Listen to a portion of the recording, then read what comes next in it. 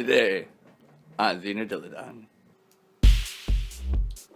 All of the lights that you're going to see in today's video are actually TVs that people threw out or donated.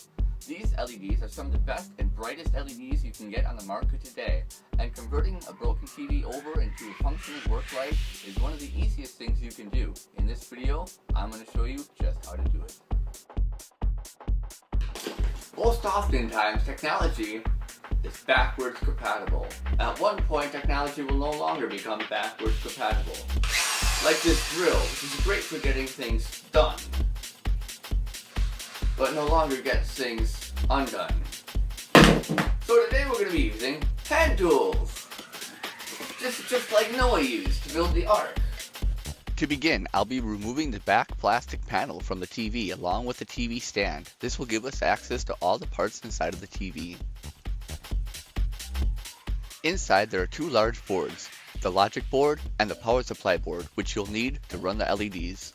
At this point you can remove just about everything from the TV except for the main power supply, including the front LCD panel. As you can see, the LCD panel is cracked here, which doesn't affect anything underneath the panel, including all these layers which help diffuse the light in the front. In this video, and in most lights, I'm going to be removing this, and underneath you can see all the LEDs ready to be used.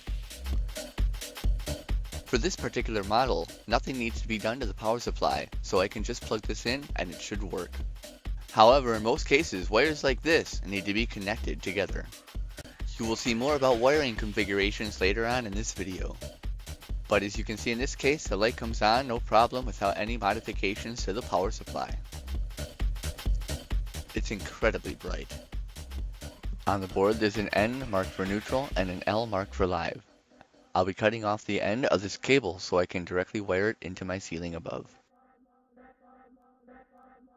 With this light hanging now like a piece of postmodern artwork, we can now get to business. 3 wires are connected to the original light. 1 live for the light, 1 live for the fan, and 1 neutral that connects both of them. A quick test for power, and we can see how it's connected.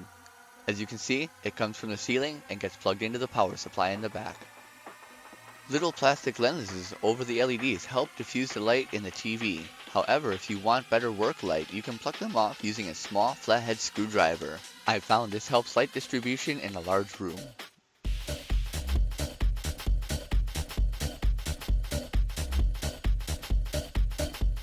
To say that the amount of light in this room is ridiculous would be an understatement.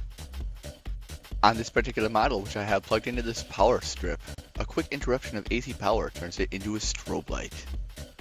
The only sensible thing to do now is have a workspace rave.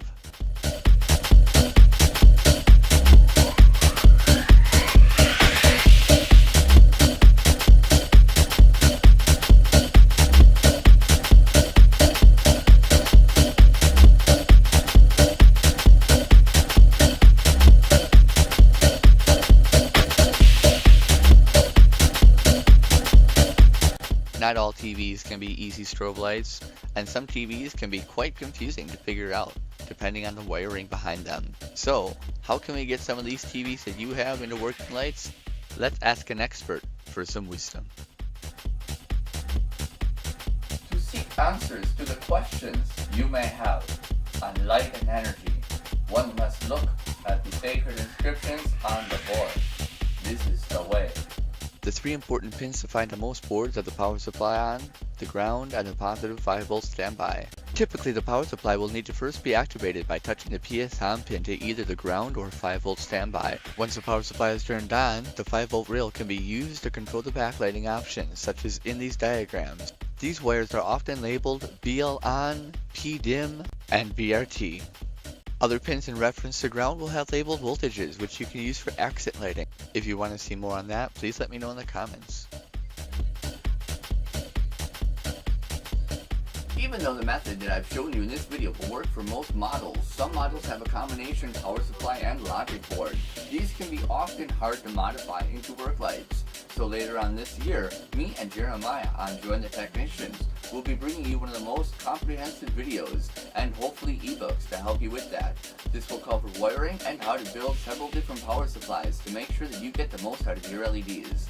If you like this video, give it a like and subscribe. I'll be bringing more LEDs and lights into different projects along with more lasers. That's it for now. Stay tuned. I hope you enjoy.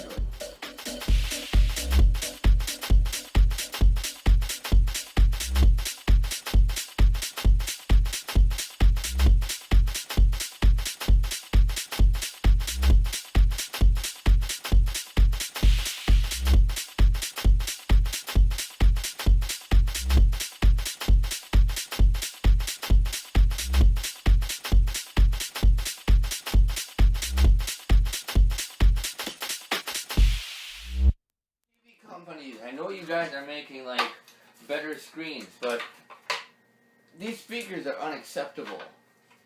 Great screen, bad speakers.